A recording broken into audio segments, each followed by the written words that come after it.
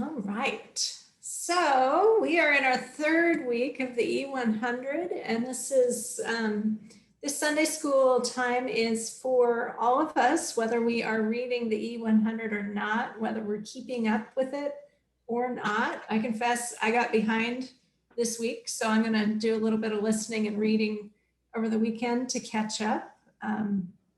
Nice thing about the E100, every week is a fresh start. And so if you got behind last week, just pick up where everybody is. You know, next time you go through the Bible, you'll catch the scriptures that you missed this time. So there's no guilt with this. You know, just pick up where you can and you'll be blessed by it. So today we are looking at the last half of Genesis, which is the second part of the patriarchal tales. These are the stories about Abraham and his family. Those are the patriarchal tales. So this week we were deep into the story of Joseph, which is, you know, just one of my very favorite narratives in the entire Bible because, you know, the intrigue and the transformation, and every time you tune in, it's like another chapter in the telenovela. What's happening in Jacob's family this week? So today we look at Joseph. Here's a picture. This is one of the Dutch masters, I think. Joseph and his brothers.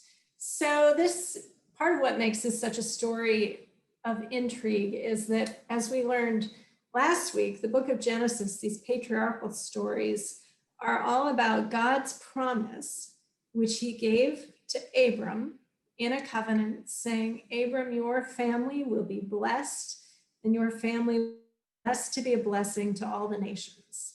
This is the promise that God gave to Abram in Genesis chapter 12, and again in Genesis chapter 15, and then gave to every generation that came after Abram.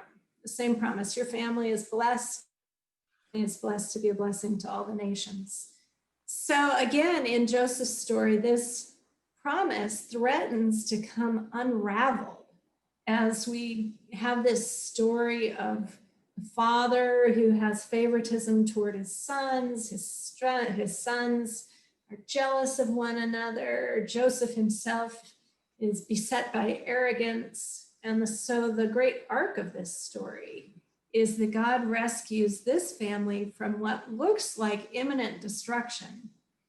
And we witness the transformation in each of the characters in the story, and also the continuation of the promise. So once again, God brings good out of a bad situation.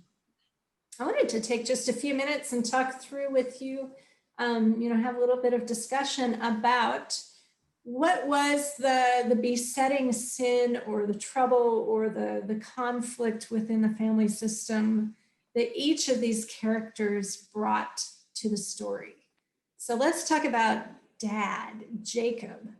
What is it that he adds to the conflict and the drama?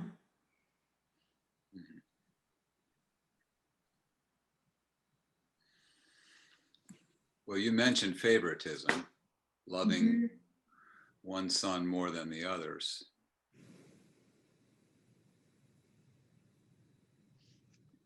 Yeah, he wasn't even subtle about it, was he?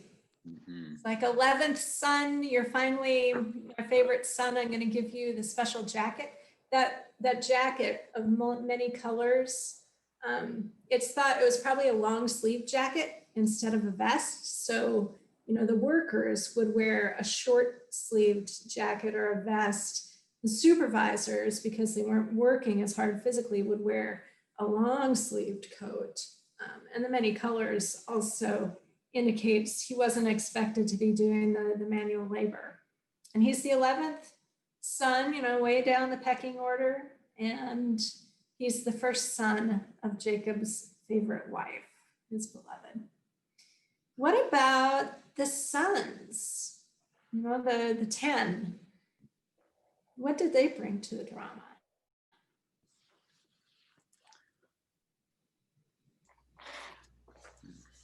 Oh, I would say our human frailties. Every single one of them. Yeah. Do you want to say more about that, Greg? Just, I mean, they were sort of extreme, you know, selling their brother off and the jealousy and all. And I mean, wow, hard to, and then put that against Joseph, really, Jacob taking care of them when they got, you know, into Egypt and there was a famine and all that. It's just, it's an amazing story to put together, things to learn from. Yeah. Yeah.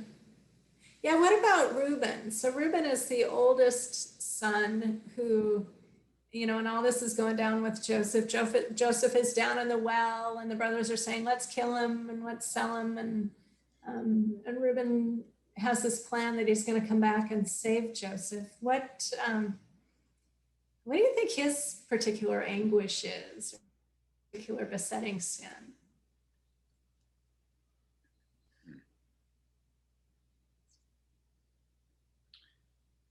Well, he doesn't follow through. I don't know if he could have, but he doesn't follow through on his plan to protect his half brother. Yeah. I don't know if that's what you're thinking. I wasn't thinking anything in particular. Just wondering what you all saw. I was thinking that he might have been trying to reestablish his prominence after he canceled it with his what he did with his father's concubine. Right. Yeah, he lost his birthright by stepping out of with his father's concubine. Yeah, what do you think about, do you think he lived with a lot of guilt in the intervening years? Was that something that walked with him through those years of his life after Joseph was lost? It doesn't really say, but it seems like that might have been a burden for him. What about Judah? Judah is the fourth son, and he's the one who had the bright idea of selling Joseph to the tradesmen to go down to Egypt.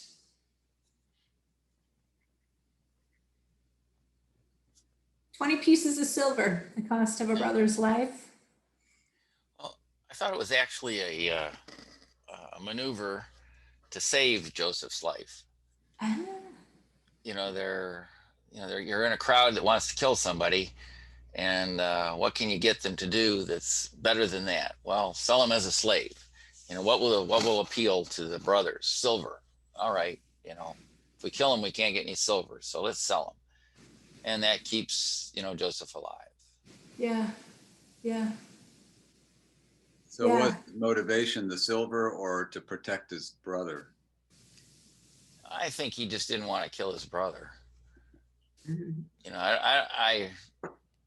but you could be the silver, David. It could be, you know, he's a psychopaths are always with us. 1% of the population. What can I say?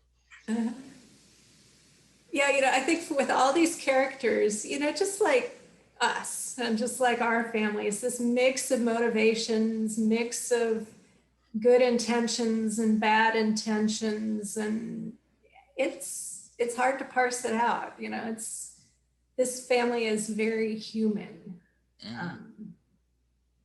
And God put up with them anyway. You know, what a great gift. So Joseph, he has his own big arc in this story, and the whole family's transformation interests me, but Joseph's transformation really interests me. So at the beginning of the story, Joseph, he has these two dreams in Genesis chapter 37. So the first dream, there are these sheaves of wheat, and Joseph dreams that the sheaves bow down to him, and he's the central sheaf. And he goes and says to his brothers, "Hey, guess what? I had the most amazing dream last night. I dreamt that you were sheaves of wheat and I was a sheaf of wheat, and you all bowed down to me. Isn't that cool?" Brothers, no, it wasn't so cool. And then he had a second dream. This one involved his mom and dad as well as his brothers. So the stars and the sun and the moon, and the stars and the sun and the moon all bowed down to him. So he went to his dad and said, hey, I had this amazing dream. I dreamt that you all bowed down to me. So in these dreams, the greatness is all Joseph's. He's destined for something great, which is not untrue, because at the end of the story, we discover that indeed these dreams came to pass. But the way that they came to pass and what it meant for Joseph to be the saving figure, he really didn't understand when he was 17 years old in Genesis chapter 37. Fast forward several years, and when we get toward the end of the story, when Joseph is reconciling with his brothers in Egypt, we can see how much he's grown. Joseph said to his brothers, don't feel so guilty, because God sent me before you to preserve a remnant on earth. So Joseph here is saying, God did this. God sent me here so that our family could be preserved. So Joseph at this point is, mostly out of the story. It's mostly God's doing, but Joseph is still the actor through whom the salvation of the family happens.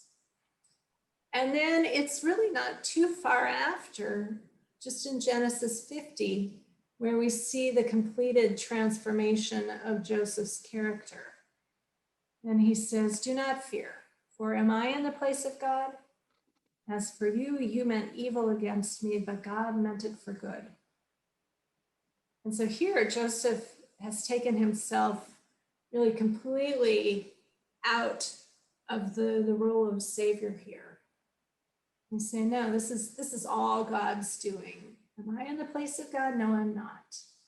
You meant this thing for evil. God meant it for good. And so good has happened to our family. And so it takes Joseph 20 some years for this transformation to happen. It's 17 when the story starts, 37 probably by the end of Genesis, during which time he's done a lot of maturing. His character is become much more humble. He's become to depend on God and to understand his place in the world much more clearly. So we'll track this transformation that Joseph had happen as we go through. All right, so here is a map of Israel.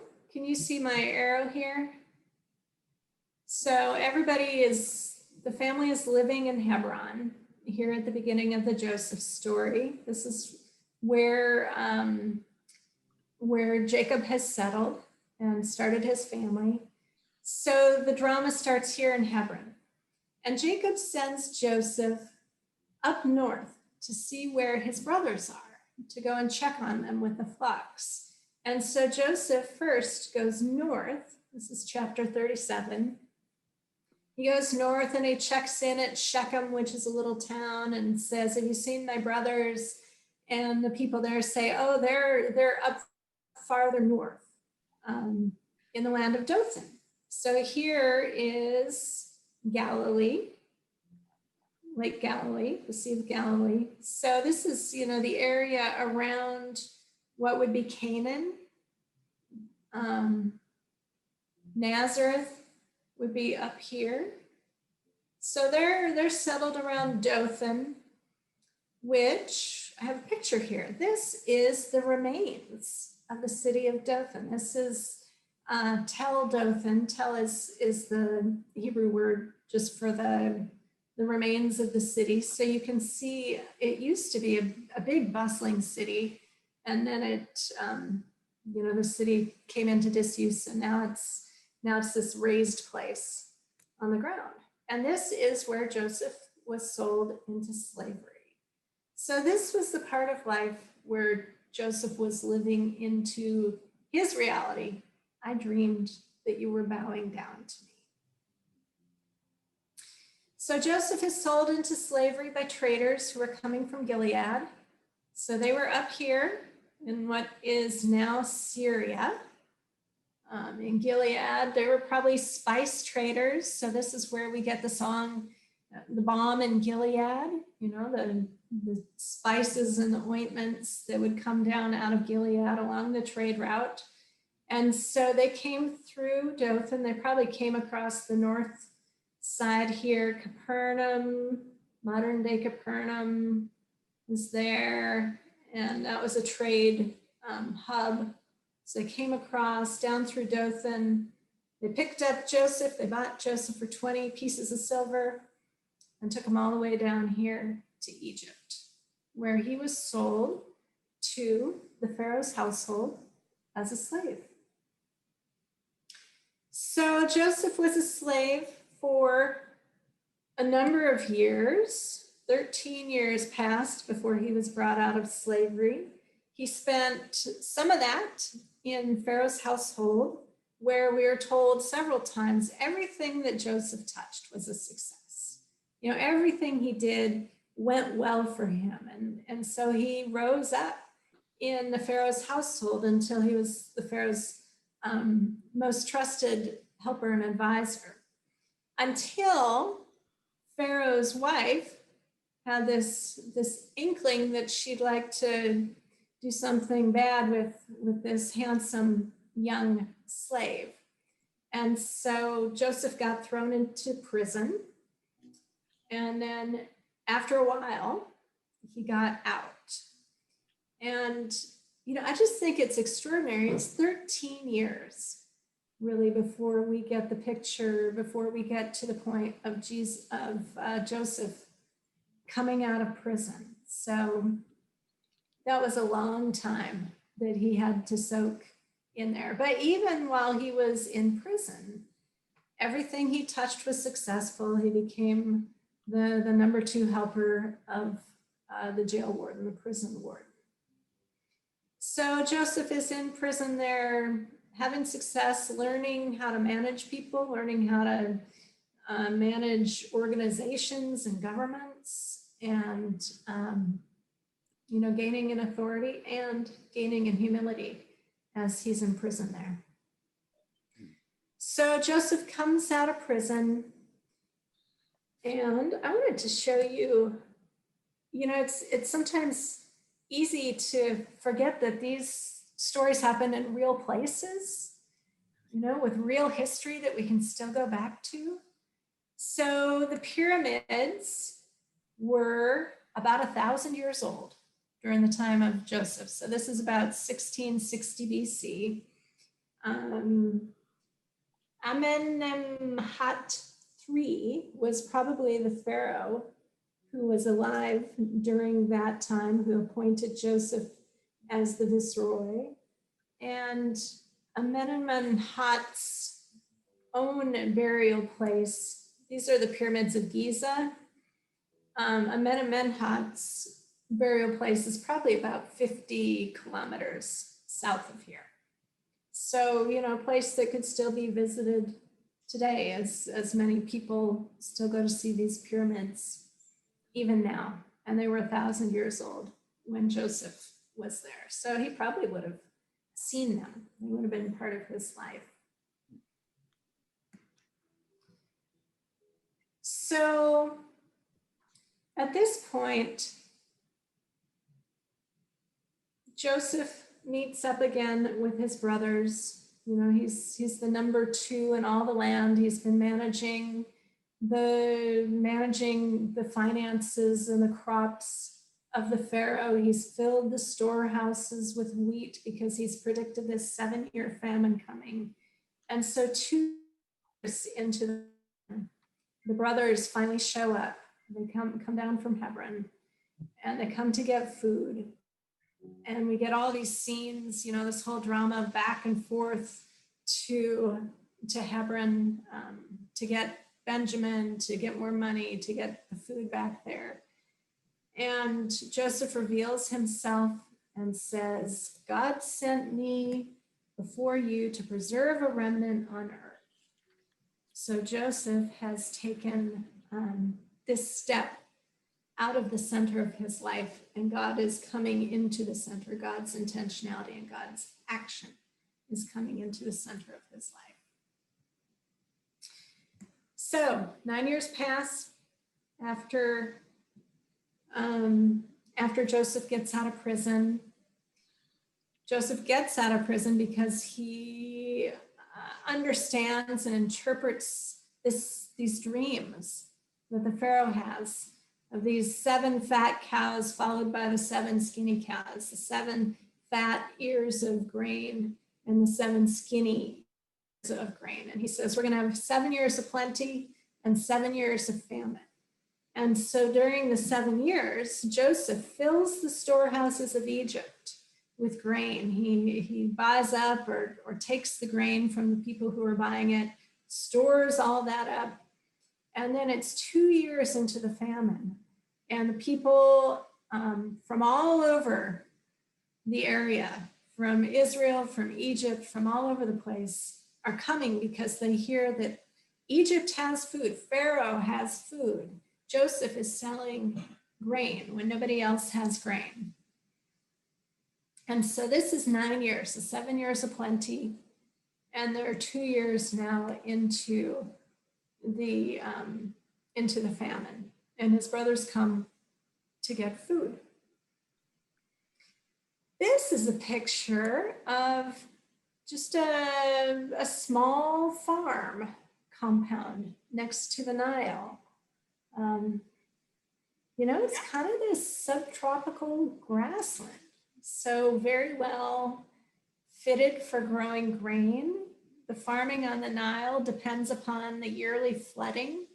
The Nile floods, nutrients and moisture wash up onto the bottomlands, and then the seeds are planted and they grow on those nutrients in the water from the flood. It is thought that the problem that happened during the years of famine wasn't drought, but rather flooding. So the Nile floods once. In a normal year, the flooding goes down, the crops are planted, they come up, they're harvested. But in a bad year where it's too rainy, where there's too much flooding, the Nile floods repeatedly and washes out the crops. And so there can be no crops that are harvested. So Joseph's brothers travel from Hebron here down to Egypt to buy the food that they need, not knowing that their brother was there and alive and that they were going to be meeting him in person. And then after this great reveal, the family of Jacob is given land in Goshen to farm. Let's see, you see Goshen is here. This is one of the very most fertile farm areas and also good for livestock. Jacob and his people were mostly livestock tenders. And so this was a great place for livestock with the grasslands for pasture. So they are given this land to live on. And again, another shot of the fertile areas around the Nile. And at the end of the book of Genesis, Joseph, again here, has taken himself completely out of the story and put God in the center of the redeeming action. Do not fear, for am I in the place of God? As for you, you meant evil against me, but God meant it for good. And so Jacob's family settles in Goshen, where they live for the next 430 years. And so this sets us up for the entire story of the Exodus, because the first part of their time living in the land of Goshen, they lived as just as a family, as a nation that was being granted space to live. But as Jacob's family, as the family of Abraham grew in size and grew in wealth and grew in power, they became a threat to the people of Egypt, and so they were enslaved. And they were slaves for 400 years before Moses finally came along, and we get the story of their redemption through the Red Sea. So that's where we're going to head next week.